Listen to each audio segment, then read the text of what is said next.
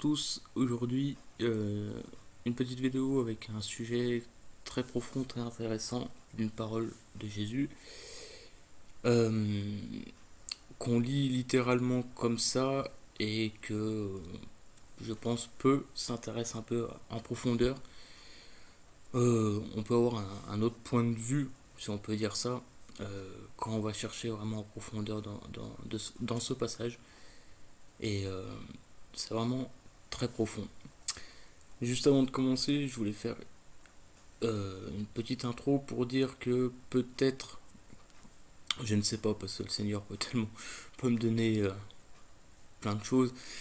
Je pense que dans les temps qui viennent, il n'y aura pas beaucoup de vidéos parce que je suis vraiment concentré un peu sur ce projet que je suis en train de faire, de différentes vidéos et différents sujets que, qui sont présents dans celle-ci, mais que je parlerai plus en profondeur aussi dans ce projet-là.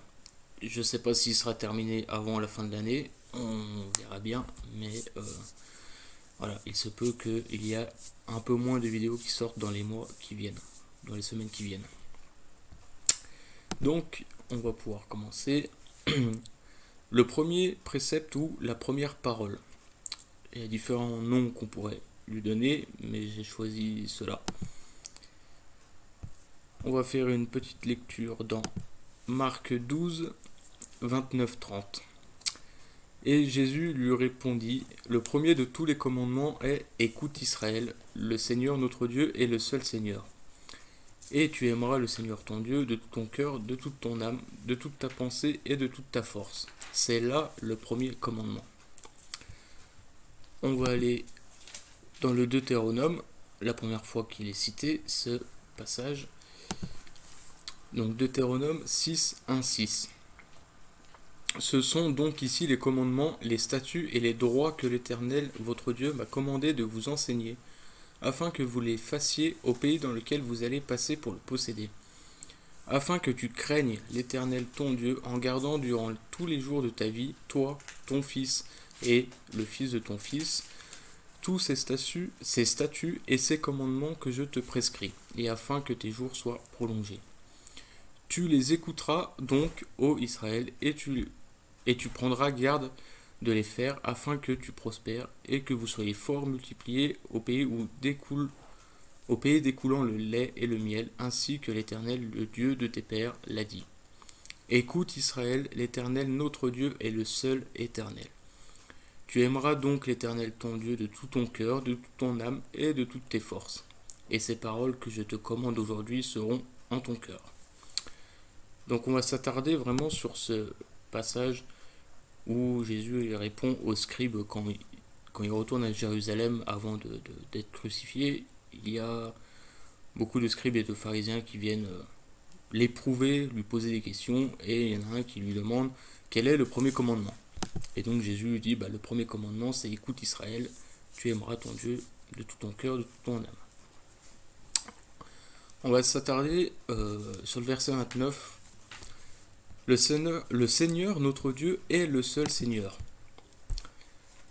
Le mot seul Seigneur, c'est Erad, qui veut dire un, premier ou seul, c'est le chiffre 1. Le Dieu d'Israël, Adonai, est le seul Dieu, l'unique, il est un. Donc dans ce premier commandement, de cette première parole, ce premier précepte, Jésus met les choses au clair tout de suite. Si on peut dire, il n'y a qu'un seul Dieu. Il n'y a pas de, voilà, il n'y a pas les dieux païens, il n'y a pas le Dieu, le seul Dieu, l'unique, c'est Elohim, c'est Adonai, c'est le Dieu d'Israël, pas le Dieu des païens, le Dieu d'Israël. Et le mot Erad, il a valeur 13. À le garder de côté pour après, vous comprendrez pourquoi. Dieu est un, comme il y a la Trinité aussi, mais Dieu est un, il est unique. Le premier de tous les commandements est écoute Israël, le fameux Shema Israël. Le premier commandement, c'est pas tu aimeras ton Dieu de tout ton cœur, c'est écoute. Et c'est sur ça qu'on va s'attarder. Pourquoi le monde ne connaît pas Dieu, le rejette, l'ignore, le blasphème et même le critique ou le juge? Parce que le monde ne recherche pas Dieu. Ils ne tendent pas leur oreille vers lui. Nous allons voir que pour aimer Dieu et le servir, il nous faut premièrement l'écouter. Ce commandement, c'est la base de la vie en Dieu, si j'ai envie de dire. Pourquoi le monde où on est ici-bas, on voit tous ces blasphèmes, toutes ces hérésies qui sont dites à propos de Dieu, à propos de la création, à propos de tant de choses, même des jugements qui vont contre lui, ben parce que les gens, donc nous, on en faisait partie, ne pas oublier que chaque chrétien sort de ce monde-là, ils ne veulent même pas entendre le nom de Dieu, ils ne veulent même pas faire ce pas de foi, de se tourner vers lui et de dire, bon, peut-être que tu existes, bon, ok, je me mets à l'écoute. Proverbe 8, 32, 33. Et maintenant, mes fils, écoutez-moi, et heureux ceux qui observent mes voies. Écoutez l'instruction pour devenir sage, ne la rejetez pas. Donc, grosse erreur que le monde extérieur fait. Pause carburant. Maintenant, on va rentrer un peu dans le vif du sujet. Donc, dans Marc 12, 30, et on va commencer par tu aimeras. C'est Ahav. Mais il y a un autre mot qui est intéressant à prendre en note, c'est Ahava, qui a lui aussi la valeur 13. Donc tout comme Dieu est Terra, Dieu est un, Dieu est aussi amour, Ahava. Et la chose qui m'a titillé un peu les yeux, c'est que ces deux mots commencent par Aleph, He. Le Aleph symbolise Dieu et le He symbolise l'esprit. Quand on vient à Christ, le but, c'est de retrouver cette vie de l'esprit qu'on avait à la création, à la base, mais que depuis la chute, l'esprit est étouffé et éteint à l'intérieur. Et ça, j'en parlerai donc justement dans ce projet que je suis en train de faire. J'en parlerai un peu plus de ce qui s'est passé à la chute, pas tout, mais ça, on va dire les conséquences pour l'homme, principalement. Et donc, les deux lettres comme ça signifie que c'est l'esprit de Dieu, c'est la vie, enfin, l'esprit vivifie. C'est Christ, à travers son esprit, l'esprit que Dieu nous donne, qu'on va revivre, qu'on va retrouver cette vie. Et ce qui est intéressant, c'est que tu aimeras donc l'amour même comme Erad. Erad vient de Dieu, Erad c'est Dieu unique, et bien l'amour vient de Dieu aussi. On ne peut pas aimer Dieu en étant dans le monde. C'est pas possible. On ne l'aimera pas véritablement ou selon comment lui il veut qu'on l'aime. C'est un don de Dieu. Le véritable amour se trouve en Dieu. On ne peut aimer véritablement Dieu sans avoir reçu son esprit. Il nous apprend à l'aimer et à aimer notre prochain. C'est de lui que vient la source de l'amour. Le vrai amour, véritable amour par l'esprit, pas les émotions, pas les sentiments. Bien sûr, l'amour a des émotions ou des sentiments qui sortent, mais il ne faut pas que ça soit que ça. On peut dire c'est une autre forme d'amour et c'est que Dieu qui nous le donne. Et qui nous donne cet amour envers lui. Et puis après Jésus dira, et puis le deuxième commandement c'est d'aimer son prochain. J'ouvre juste une parenthèse, son prochain. Pas tout le monde. Jésus nous a jamais dit vous aimerez tout le monde comme vous-même. Ça c'est un autre sujet, je ferme la parenthèse. Et là, on va toucher quelque chose que le Seigneur m'a montré qui est très intéressant. On va regarder le cœur. Donc dans tous les passages qui concernent cette parole, le cœur est toujours mentionné en premier. On sait que dans la parole de Dieu, il n'y a pas de hasard. Pourquoi un mot est avant un autre, etc.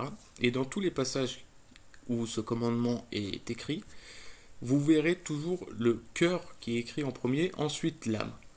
Et ensuite la pensée ou la force, ça peut varier selon les passages. Des fois il n'y a que la force, des fois il n'y a que la pensée ou l'intelligence. Mais on va s'attarder sur le cœur. En hébreu, c'est levav, qui veut dire cœur, homme intérieur, la volonté, connaissance, pensée, intelligence, compréhension, réflexion et conscience. C'est vraiment, le cœur symbolise vraiment qui on est, ce que l'on est à l'intérieur de nous-mêmes. Pas quelque chose d'extérieur, mais quelque chose vraiment d'intérieur. La chose dont, quand on vient à Christ, on ne veut pas trop regarder parce que Christ nous révèle qu'en fin de compte, on n'est pas des... Ouais, on peut dire ça, on n'est pas des anges, c'est le cas de le dire. Ézéchiel 36, 26, 27. Je vous donnerai un nouveau cœur, je mettrai au-dedans de vous un esprit nouveau, j'ôterai de votre chair le cœur de pierre, et je vous donnerai un cœur de chair. Et je mettrai mon esprit au-dedans de vous, je ferai que vous marcherez dans mes statuts, et que vous garderez mes ordonnances et les ferez. À cause de la chute, chaque homme naît avec un cœur de pierre éloigné de Dieu. C'est une des conséquences de la chute. On n'a plus cet amour pour Dieu. C'est pas possible, on ne l'a pas. Ce passage est certes destiné à Israël, donc je ne le sors pas de son contexte, mais il s'agit en réalité de la conversion à Christ, qui nous donne un cœur nouveau selon les souhaits de Dieu. À la fin des tribulations, à la fin de cette période-là, de cette ère-là, le peuple d'Israël va enfin accepter Christ, va revenir à Christ. Et Dieu dit cette parole, je vous donnerai un nouveau cœur. Donc ils vont se convertir en quelque sorte à Christ. Juste avant, il y a on peut dire le premier rétablissement physique du peuple d'Israël qu'on voit depuis 1948 dans son état, mais il n'y a pas la restauration spirituelle pour le moment. Et ce texte-là nous parle vraiment de ça, de cette restauration spirituelle qui se fera et où le Seigneur changera leur cœur, leur donnera un cœur de chair. Mais pour tous ceux qui ont accepté Christ, tous ceux qui sont disciples de Christ, ont déjà ce cœur de chair. C'est ce qu'il nous donne. Et c'est la première chose même qu'il nous donne à la conversion, c'est il nous donne un nouveau cœur et il nous donne son esprit. Donc, l'évave, le cœur, on peut dire que c'est le cœur régénéré par Christ et donc engagé pour Dieu, versus un autre mot qui est exactement pareil, c'est Bavel. L'esprit est le cœur de ce monde ici-bas. Et quand le Seigneur m'a montré ça, j'ai dit, mais c'est incroyable le lien qu'il y a entre le cœur de l'homme et Bavel. Pourquoi ? Parce que le cœur de l'homme, ici-bas, c'est le cœur de Babel, c'est l'esprit de Babel qui règne en lui. Et si on s'attarde sur les lettres, donc en français, on écrit sur la ligne du bas, par exemple le P, le Q dépassent la ligne du bas, et en hébreu, on écrit sur la ligne du haut. Et le lamed, c'est la seule lettre qui dépasse de la ligne du haut. Le lamed, ça représente un bras, une action concrète. Quand on regarde les vaves, le beit, lui, représente une maison, construire. Quand on regarde les vaves, il y a le bras qui descend du ciel, qui nous donne un cœur pour construire. Dieu nous donne un cœur nouveau pour construire avec lui. Tandis que Babel, c'est on construit pour aller jusqu'au Lamed, pour aller toucher le trône de Dieu. Vous voyez la différence vraiment qui est incroyable avec l'hébreu qu'on arrive à trouver. Et j'ai compris pourquoi en fait il y a vraiment ce parallèle donc entre Babel et les Vaves, où soit on est de ce monde, donc on a le cœur pour Babel, soit on a le cœur pour Dieu. Donc la première chose qui doit être changée chez l'homme est son cœur. C'est la première chose que le Seigneur fait. Soit il est pour Babel, soit il est pour Dieu. Alors ensuite nous pouvons aimer Dieu de tout notre cœur grâce à Christ qui nous purifie et change notre cœur. Dieu nous donne ce don-là, avec ce nouveau cœur, il nous donne cette capacité à l'aimer, il nous apprend à l'aimer. Parce que c'est pas naturel. Parce que c'est pas naturel. c'est ce que j'avais dit. Depuis la chute, euh, L'homme n'a pas en capacité de connaître Dieu, n'a pas cet amour pour Dieu. Mais à travers la conversion, voilà, la première chose que le Seigneur nous touche, nous purifie, nous change, c'est l'être intérieur. Et justement, on va regarder le deuxième mot, donc l'âme, qui est nefesh, siège des émotions et des passions, être intérieur, activité du caractère et de la volonté. Notre âme, elle est morte, on peut dire qu'elle est morte, et elle est vouée à la mort, ici-bas. Après la conversion, notre cœur et notre âme sont changés. Cela se passe premièrement dans l'être intérieur. Donc c'est là où va agir Christ, premièrement. C'est pas à l'extérieur. C'est pas. Il peut avoir des changements nets à l'extérieur. Dieu est tout puissant, il est capable de tout. Mais vraiment, on va dire, là où il doit vraiment impérativement avoir un changement, c'est notre être intérieur. Qui on est réellement. Et c'est tout ce processus aussi de sanctification, de purification que Christ fait en nous. Ça veut dire aussi ne plus être dirigé par nos émotions, mais par notre esprit régénéré par Christ. C'est-à-dire que notre comportement extérieur change grâce au changement de l'être intérieur. Et pas l'inverse. C'est pas notre intérieur qui change par l'extérieur. Ça, j'en parlerai un peu plus dans le projet, pareil, de vidéos sur la création, sur la chute de l'homme. Mais ici-bas, on a un cœur de pierre. On vit par nos émotions, par nos passions, par notre âme. C'est notre âme qui dirige. Quand on vient à Christ, on le sait, le but c'est de retrouver cette plénitude, cette marche de l'esprit. Donc c'est de faire taire en quelque sorte notre âme. Et ça c'est un deuxième changement qu'on peut dire aussi de l'être intérieur.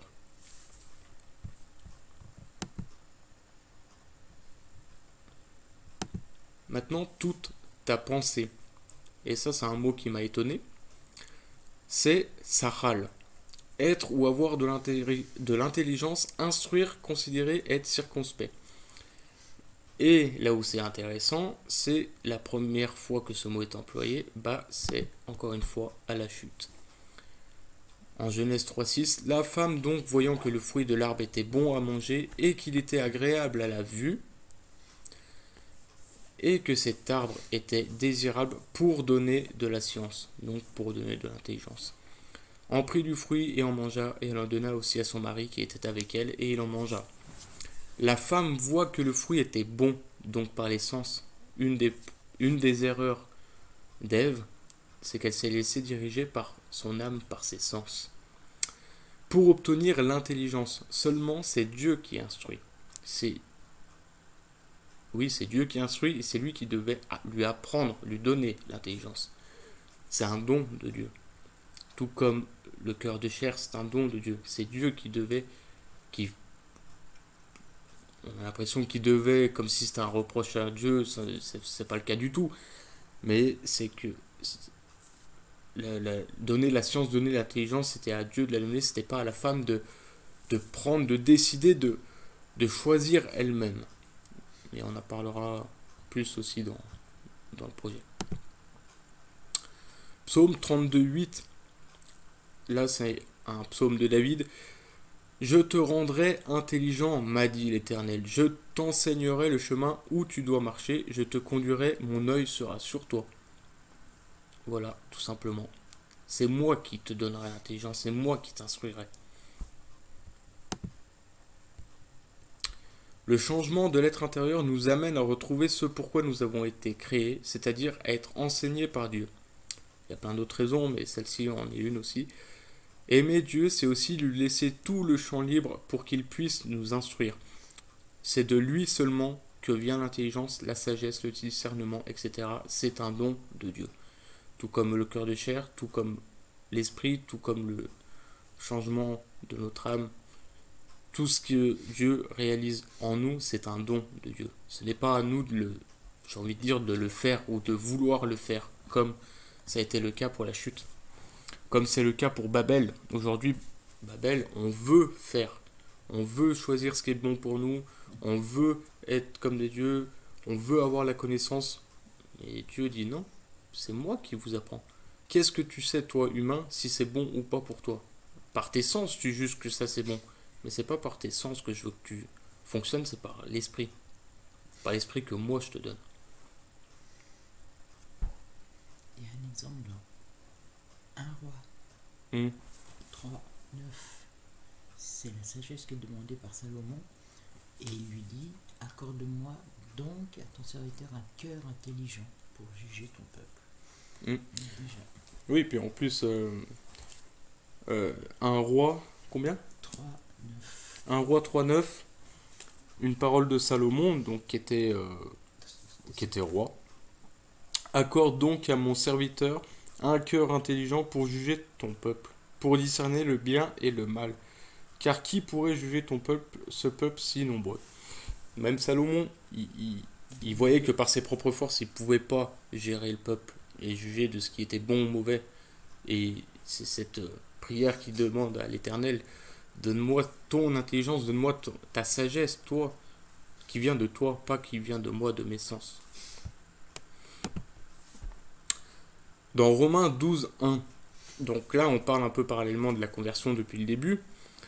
Je vous exhorte donc, frères, par les compassions de Dieu, à offrir vos corps en sacrifice vivant, saint, agréable à Dieu, c'est votre culte raisonnable.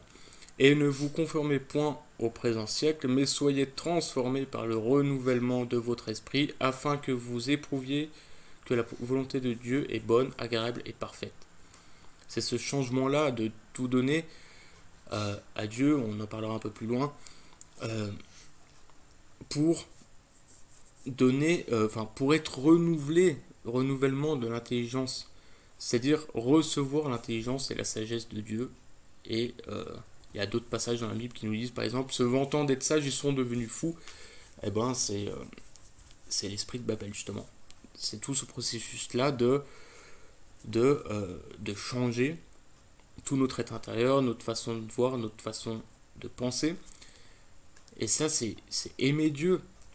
Aimer Dieu, c'est ça, c'est accepter que ça soit lui qui nous instruise. En gros, c'est pas de vouloir dire, voilà, Dieu, merci de m'avoir sorti, entre guillemets, de Babel, mais je t'accorde pas toute ma vie. Non, c'est toute notre vie qu'on offre à Dieu. C'est ça, aimer Dieu. Ensuite, on va regarder toute ta force. Encore un mot qui m'a surpris, c'est méode. Et méode, ça veut dire extrêmement, beaucoup, puissant, force, abondance. Aimer Dieu, c'est aussi un processus, un engagement dans le temps. C'est donc après l'intérieur vient l'extérieur. Dieu nous donne l'opportunité d'agir pour lui, en lui. Les changements apportés au plus profond de nous peuvent produire du fruit à l'extérieur. Hors de nos propres forces, nous ne pouvons pas être à la hauteur des attentes de Dieu. L'homme est faible. Tu aimeras le Seigneur ton Dieu de ton cœur. Donc on a vu que il y avait un changement de cœur à avoir, de toute ton âme, faire taire l'âme, marcher par l'esprit, de toute ta pensée, le renouvellement de l'intelligence et de toute ta force. Je me suis dit, mais Seigneur, de toute ta force. Toute ta force pour faire quoi? Pardonnez-moi, mais pour donner des claques? Non, ça peut pas. Ça peut pas. Éphésiens 3:20. Or, à celui qui peut faire par la puissance qui agit en nous infiniment plus que tout ce que nous demandons et que nous pensons. Philippiens 4:13. Je puis toute chose en Christ qui me fortifie. De toute ta force, c'est Christ qui nous donne la force, qui nous donne l'endurance, l'abondance dans ce processus-là. Extrêmement beaucoup.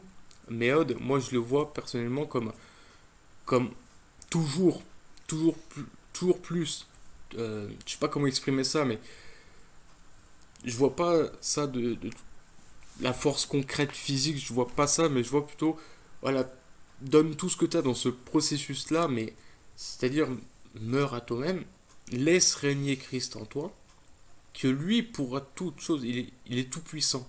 Donc il pourra faire toute chose en toi si tu lui laisses l'opportunité, bien sûr. Et c'est lui qui te fortifie, qui te rend fort. Fort pour les épreuves, qui te rend fort pour accomplir ce que Dieu attend de toi.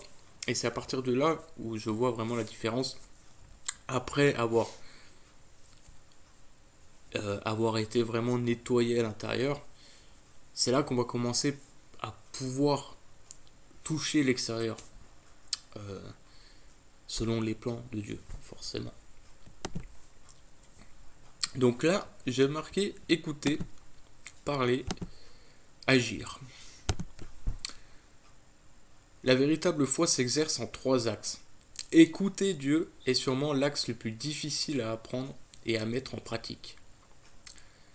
On parle beaucoup, on prie beaucoup, on demande beaucoup, on agit, on veut faire des œuvres. Au jour d'aujourd'hui dans les assemblées, c'est faites des œuvres, faites des œuvres, faites des œuvres. Oui, il faut faire des œuvres, mais est-ce qu'on écoute Dieu?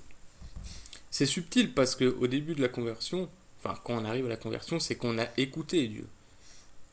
On a écouté quand, j'ai envie de dire, quand il est venu nous chercher, on a écouté. Mais après, dans ce processus-là, dans cette nouvelle vie, est-ce que on écoute Dieu?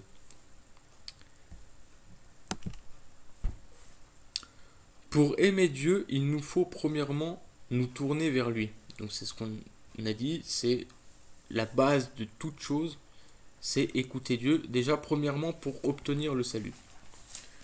Tendre l'oreille vers lui, écouter sa voix et sa parole. Une fois le salut reçu, alors il nous donne ce dont nous avons besoin pour l'aimer véritablement. Le vrai amour, c'est lui qui nous le donne, on a vu, c'est un don de Dieu, tout comme l'intelligence, tout comme la sagesse. On a besoin d'écouter Dieu pour venir à lui, pour avoir le salut, et après on a besoin aussi d'écouter Dieu pour apprendre, pour avoir ce processus-là de changer et de mettre en pratique les autres commandements, on peut dire. Sauf que les autres commandements, de nos propres forces, on a vu, on est faible, ce n'est pas possible de le faire. Mais Christ, en nous, lui, peut le faire. Dans Proverbe 4. Oui, mais je l'ai mis, je crois, après. Mais l'amour envers Dieu n'est pas du sentimentalisme ou uniquement des émotions, c'est aussi accepter qu'il nous fascine, nous modèle à son image, qu'il nous purifie et nous change selon ses souhaits. Aimer Dieu, c'est aussi lui obéir en mettant en pratique ses préceptes et le craindre. La crainte de l'Éternel malheureusement qui se fait de plus en plus rare.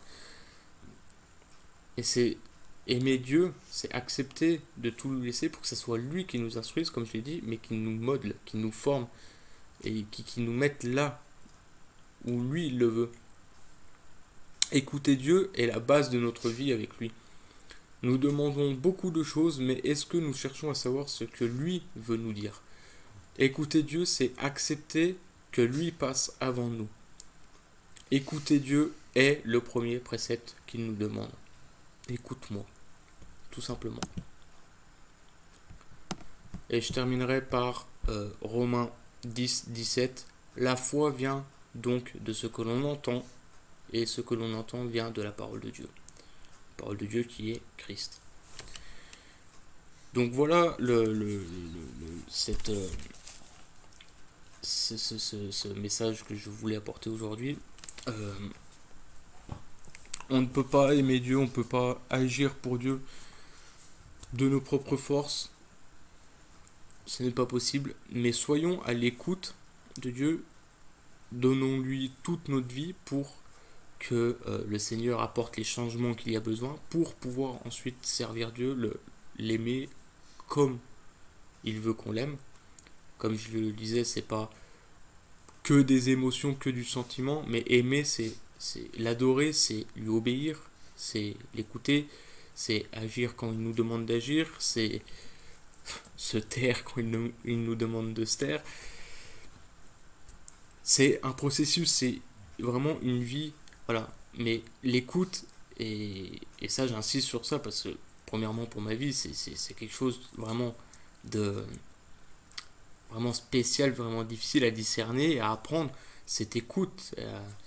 Est-ce que Dieu m'a parlé? Dieu ne me parle pas ces temps-ci? Enfin, écoutons, cherchons et écoutons Dieu, tout simplement. Et je dirais juste un dernier petit passage qu'on vient de me donner. Dans Acte 16, 14, l'une d'elles, nommée Lydie, marchande de pourpre de la ville de Thyatire, était une femme craignant Dieu, et elle écoutait. Le Seigneur lui ouvrit le cœur pour qu'elle soit attentive à ce que disait Paul. Donc partout dans la parole de Dieu, vous trouverez quand Dieu veut se manifester, quand Dieu veut parler, si ce n'est pas tous les passages, il dit écoute avant. Écoutez. Schéma Israël, écoutez. Donc, voilà, le premier commandement, j'ai envie de dire, la première chose que Dieu nous demande, c'est écoute-moi.